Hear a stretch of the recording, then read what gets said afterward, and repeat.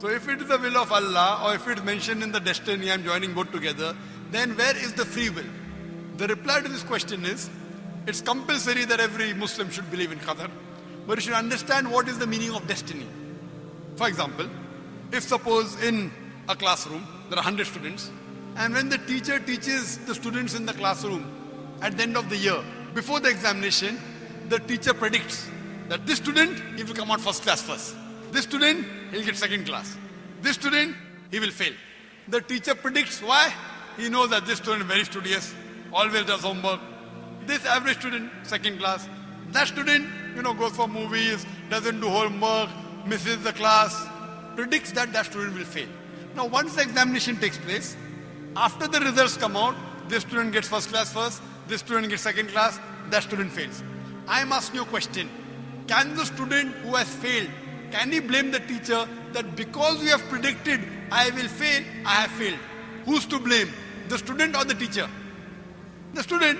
He did not study, he did not do his homework, he used to go for extra movies. So similarly, Allah subhanahu wa ta'ala has given the human being the free will.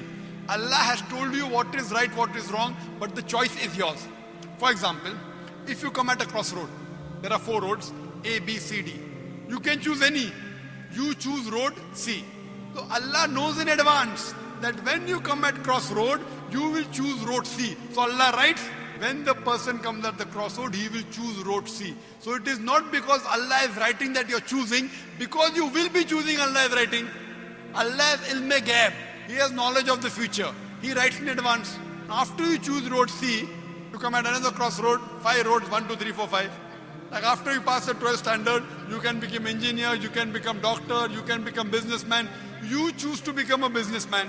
Choice is yours. But Allah knows in advance that after you pass standard 12, you will choose to become a businessman. It is not because Allah is writing that you're becoming a businessman.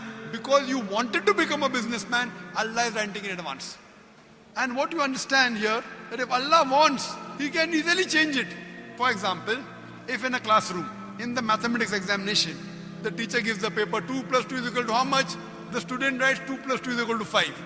The teacher will not correct, the teacher can correct. But if the teacher corrects, you will say the teacher is unjust. So this life is a test for the hereafter.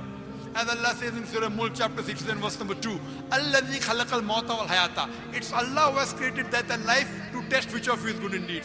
So this life is a test for the hereafter. Allah has given you and shown you the rules, what is good, what is bad. Then He's given you a free will. It is your choice. Allah does not interfere in your free will. He can if He wants. The Quran says, not even a leaf can fall without the permission of Allah. So whatever happens, happens with Allah's free will, but the decision is yours. And based on that, you will be rewarded or punished. Hope that answers the question.